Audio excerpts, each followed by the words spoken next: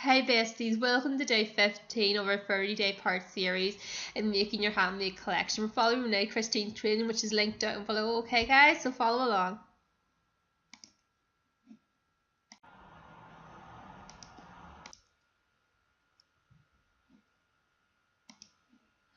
Okay guys, so you're making a product line. You need to remember it needs packaged, and the fancier your packaging, the more upscale it looks, the more people are going to be willing to pay that price and accept it when it arrives, that it is that value. Okay, so Clear Bags is a place I'm totally non-affiliated with, but it's worth giving a look to deciding how you're going to package your products. They can be classy and simple, but just as long as you remember that it should look good. Okay guys? So are you going for clear bags? Craft paper? What should you go for your business?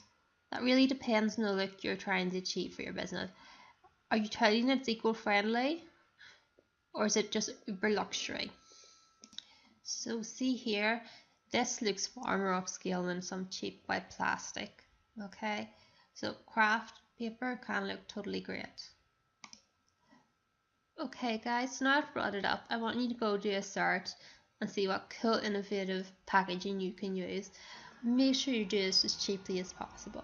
Okay, and always remember, packaging and postal packaging are sure to be factored into your costs. Okay besties, so I hope that gives you some ideas for going to look for some packaging for your business.